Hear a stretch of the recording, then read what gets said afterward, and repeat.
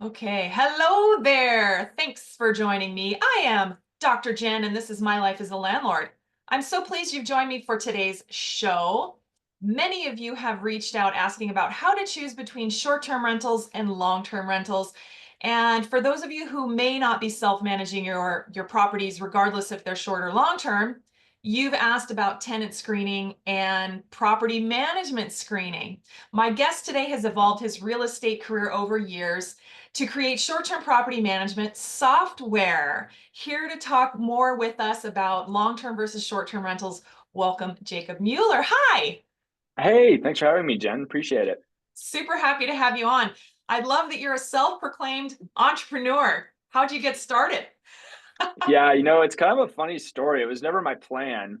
I was in college, Hillsdale College in rural Michigan, right here for people who like to do the little mitten. Yeah, everybody does it. I've actually started doing it for other states now as a result. Like you got Florida like this. I guess you're kind of reverse. You got Florida. Yeah. I started doing it with Colorado. It's kind of like a rectangle, like right here. This is where I am right now, Colorado Springs, right in the middle. It's funny a habit I've gotten into. But I went to school there. I was an undergraduate student studying economics. And in I guess it was my junior year, I was looking for an elective course. And one that came up was entrepreneurship. Now, in college and higher education, it's very theoretical. But what was really cool about this class in particular is that we were required to come up with a business plan that would work in our area. Now, for any of your listeners who know about that part of Michigan, very rural, there's not much going on there. And so I had to come up with a business plan with a student in the class with me, and we came up with this business plan for a digital marketing company that sold kind of these virtual lookbooks. You know how when you're thinking about going to college, they send you all these like flip books in the mail, all these different schools do. Sure, Well, we did sure. that, but the digital version of that, it was really cool. And we were basically presenting that to the teacher in the class. And through that process, we're like, wait a second, we could like actually do this. This is not going to cost us any money. Like we could probably just get this up and running and see if anybody wants to buy this. So then we started a company while I was still in school full time. And that's how I got started. I was hooked from there. Is Is it that still business? working? No, we sold it actually. Yeah. It wasn't like a huge or that big of a successful. Like I said, we basically just sold it for our network, our contact list. We ran it for a couple of years. I actually ended up graduating school a year early because this business was taking off. And yeah, actually, I think it was my sophomore year I took that class because I graduated my end of junior year. And so yeah, it was pretty wild. We sold it to a firm in Detroit. That is really cool. Good for you. Yeah, I would call that's entrepreneurial. Oh my goodness. So, how did you pivot a digital flipbook for college shopping into real estate? Yeah, well, there's a whole lot of things kind of in between that. I had always been around real estate as a kid. My dad had this apartment complex, Class C, classic. I was probably like maybe a 14 unit apartment building in Colorado Springs, all studios or one bedrooms. And I was the guy who was turning the units. I was doing the property care. I was doing all that stuff. And I remember as a teenager thinking, I am never going to own real estate. This is the worst. Why would anybody do this? And so I've been around it for a long time. But from that experience as a teenager, my experience with real estate changed over time. So when I was in college during the great financial crisis, my towards the end of that, actually in like 2010, I suppose 2011, my dad invited me to go down to Florida and actually start buying these houses that were in foreclosure. And my uncle came along as well. And I was, big in college. I was a little bit more like, yeah, I'll open to new experiences, even though it's real estate. And I said I was never going to do that. So I go down to Florida with my dad and my uncle, and we're literally canvassing these neighborhoods I mean, I kid you not, probably like 40% of these properties were in foreclosure. And what we would do is the night before, we would go through a list of the auction, all the properties on the auction sites. And we would find all the ones that were in a development, and we'd go and look at all of them, and we would like look in the windows. We kind of like try to find a way to get in if we could, because the way it would work in Florida is you were not allowed to see the property before you bid on it. And Oh, so a lot of people were bidding on these properties from all over the world, really. And we had the distinct advantage of being there. And so we would only bid on the properties that hadn't been destroyed by the people who had been evicted. Because, yeah. a lot of times when people get evicted, they rip out your pipes, they take your appliances, they ship your countertops, they do all that kind of stuff. And so we only bid on the ones that were in pristine condition. And so through that process, I came to discover or rediscover real estate is actually a very interesting and fun thing to do. But I did not actually take action at that point. I didn't have any money. I mean, I was in college, and I Right. didn't take action. I just got to participate in that experience, and I learned a lot.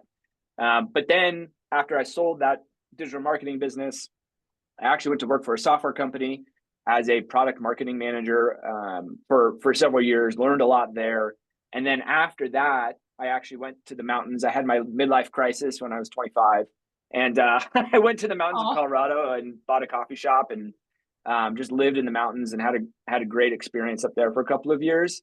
And then after that, I decided real estate's what I want to do with the rest of my life. Came back to my hometown of Colorado Springs and have been doing real estate full time ever since. wow. Entrepreneurial all about way. That's pretty cool. Good for you. Now, you and I've talked a little bit about rentals, and for me, as a self-managing long-term rental owner, talking with you, there's actually different ways that you define rentals. And I didn't actually Mm. think of this because I just naturally think long-term, short-term rentals, and you actually have gone even deeper than that. Tell us how you define rentals. Yeah, absolutely. I mean, the standard lexicon works, but what we would say is there's short-term rentals, there's medium-term rentals, and then there's long-term rentals. And within all three of those rental types, you can have them, well, not all three of them, but you can have them unfurnished or furnished. You can have long-term rentals that are furnished, mid-terms that are furnished, short-term that are furnished. But the other thing that's interesting, specifically in the short-term rental space, is traditionally before Airbnb came around and these bigger like prop tech companies came around into the space, you always had vacation rental management. They didn't call it short-term rental management, they just called it vacation rental management. And what we see today is because of these prop tech companies like Airbnb and VRBO, they've actually made non-vacation rental markets available for short-term rentals as an asset class. So under that short-term rental asset class umbrella, vacation rentals are actually just a subset in our view of these things. So rentals could be quite a wide variety there. Interesting. Yeah, I have some long-term rentals that are furnished, but not many of them, and it changes the dynamic when they're furnished. Yeah. Mm-hmm. Big Now, time. I know you and I've talked to long-term tenants. You've got long-term tenants. I've got long-term tenants versus short-term guests, right? We call them Mm-hmm. guests. Now, so for my landlords that are listening out there going, renting long-term versus short-term, if they're considering shifting a furnished long-term rental into a short-term rental, what's the biggest difference in managing, finding your guests, upkeep, overhead? Yeah. I mean, there's a lot, but how do you see this? How do they Yeah. I make mean, that they're choice? yeah, they are very different. I mean, that is like a whole lot of podcasts all wrapped up into that one that one question. There's a lot to go there. Um, well, the way that I describe it for a lot of investors and for people who I interact with personally is I kind of say there's this Venn diagram. You know, there's three circles. We're all familiar with Venn diagrams. In those circles, you have short-term rental, tenant acquisition, or short-term tenant or guest acquisition. You've got long-term rental, a long-term guest acquisition, and then you've got property care. That's kind of the third Venn diagram. And they overlap in some ways, but for the most part, they're pretty independent processes. They're pretty independent things that you have to control for and have a good solution for to be effective as a landlord or landlady. And I don't know what specifically we want to talk about the differences here. In general, what I tell my investors are when you look at a long term rental, your operating expense as a percentage of your income is going to be 30 to 33%, something like that, 30 to 32%. With short term rentals, it's more like 42 to 48%. 42 to 48% operating expense because you're paying the utilities, you're paying for consumables like shampoo and soap and toilet paper and Toilet paper towels. paper. Now, you don't pay for all of it, but you do pay for some of it, coffee even. And so your Right. operating expenses are going to be quite a bit higher. In addition, property management fees are quite a bit higher because there's a lot more work involved in the acquisition of short term rental guests, acquisition and management of. Just the expectations of a long term tenant are very different than the expectations of a short term tenant and what they're expecting you to provide as the property owner. And so that those are kind of the key distinctions I'm bringing. Now, there's a lot of little nuances under every single one of those things, but that's the gist. Sure. Well, and I know we'll do more discussions about this. Like this whole debate is never going to go away. And one of the reasons it's never going to go away is right now, the greatest wealth transfer that our planet has ever known is in motion right now. You've got the baby boomers who are passing away. There's really incredible rental portfolios that are getting passed down to family members of all kinds, regardless of biological age of whoever is inheriting it. And we've talked about this. It may be overwhelming for those who are inheriting, a single family home from aunt whoever, or mom or dad or wherever, when you're talking about, inheriting probate, things like all these different things that are already in motion. And I think Mm, when we're talking about long-term versus short-term, if it's a 4-bedroom house they're inheriting, it changes the dynamics if they go, wait a minute, for short-term, I now have to set it up, right? Like, it's not just yes. operating. How do they prepare to, they've inherited this house and now they've got to, if they want to go short-term with it, maybe they don't have money to furnish it, for example. Yeah, no, when somebody inherits a property, I mean, every individual or group who inherits something like that has to really sit themselves down and ask, okay, what are my long-term financial goals, right? I need to identify where I want to go in order to determine what I need to do, right? And if you don't know where you want to go, then you're not going to be able to figure out what to do with this property, whether short-term, long-term, sell it. You don't know. You have no idea because there's no like long-term vision or goal for your financial future that you need to have as set up.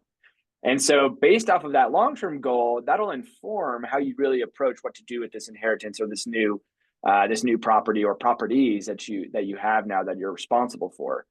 Uh, there's a lot of different nuances to all of it. Where you live, where the real estate is located, how busy your life is. If you're raising a bunch of young kids, like you don't really have time to do anything. You just need to get something off your plate.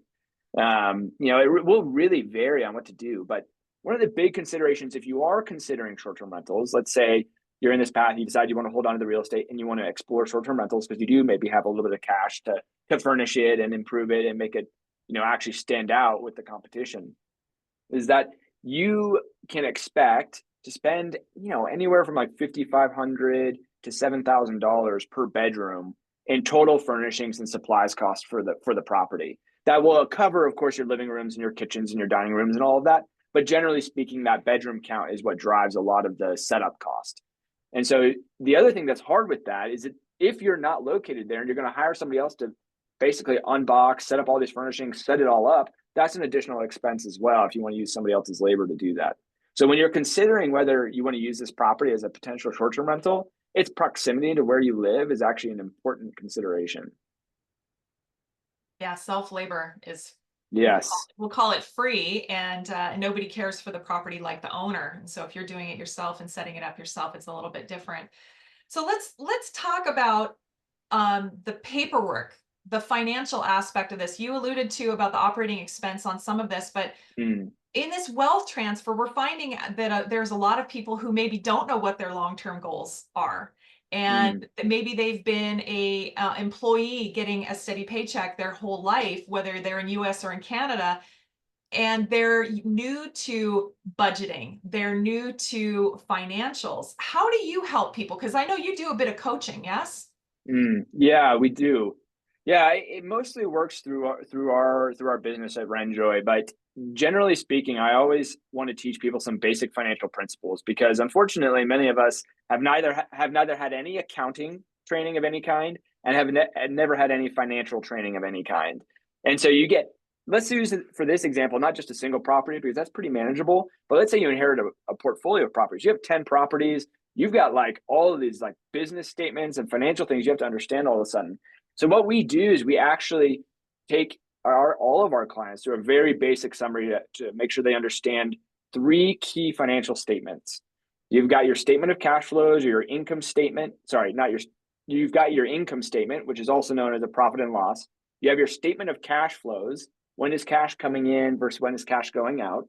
And then you have your balance sheet. This is just your assets and liabilities. What has value and what do you owe? And so using the relationship between those three financial statements, you can really get a much firmer grasp over the overall health of a business. Now, we teach all of our clients and coach all of our clients to do the same thing with their personal finances. So you should view your personal household finances not just as a budget, but rather as an income statement, a statement of cash flows, and a balance sheet. And a lot of folks may not need to approach it that way. If you are a W 2 and you don't intend to be pretty actively managing your portfolio, you really don't need to do anything other than a household budget.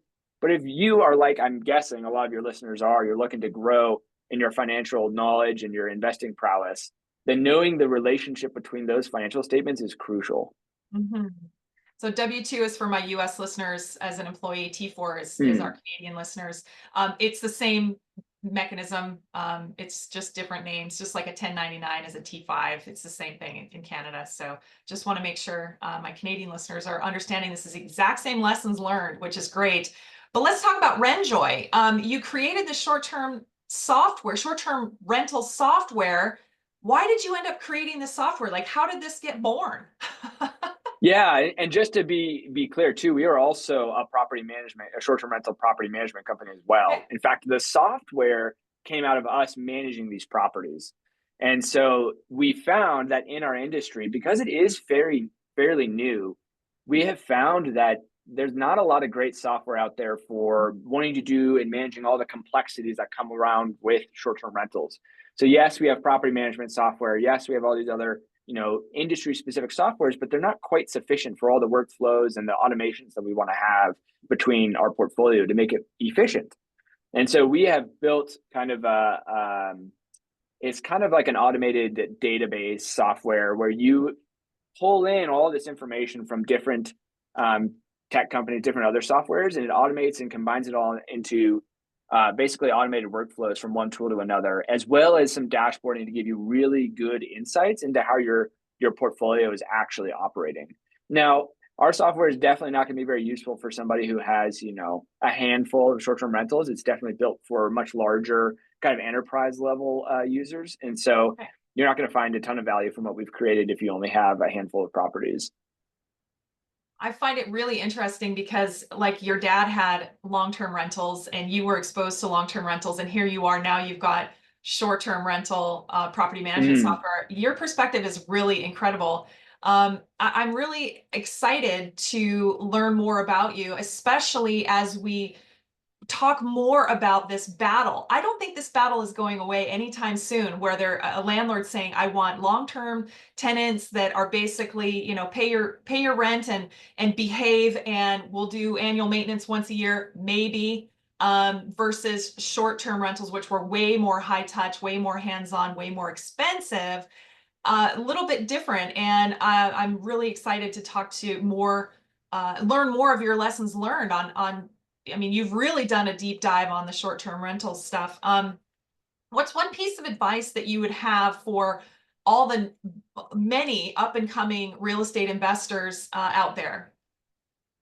Yeah, there's a lot out there, but what I would say that's been kind of a key differentiator for me, and one thing to clarify too is I do own Sure. long-term rentals and I do own some commercial real estate as well. So it's not just short-term rentals. Sure. But what I always tell people is like the best time to buy real estate was yesterday, and the next best time is today, and the worst time is tomorrow.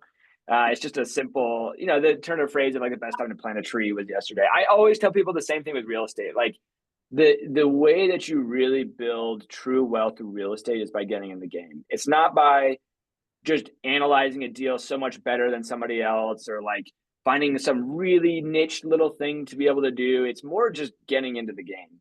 And so I always tell people it's more important to buy now and buy as often as you can. Yeah. Okay. I love it. I think that's great, great piece of advice. If a listener wants to get a hold of you, how would they do that? Yeah, super easy. It's just jacob@renjoy.com. That's JACOB@renjoy.com. Renjoy, That's right. RENJOY.com. Perfect. Yep. Any parting thoughts? Oh man, there's a huge world of real estate. I guess all I would say is that there's a lot you can do. There's no one right way to approach real estate to create value for yourself and for your family. And so I just encourage you to find the way that is most interesting and most fulfilling for you as an individual and as an investor. Love it. Jake, thanks for being on the show today. Appreciate it. Yeah, you bet. Thanks for having me, Jen. It's been a blast.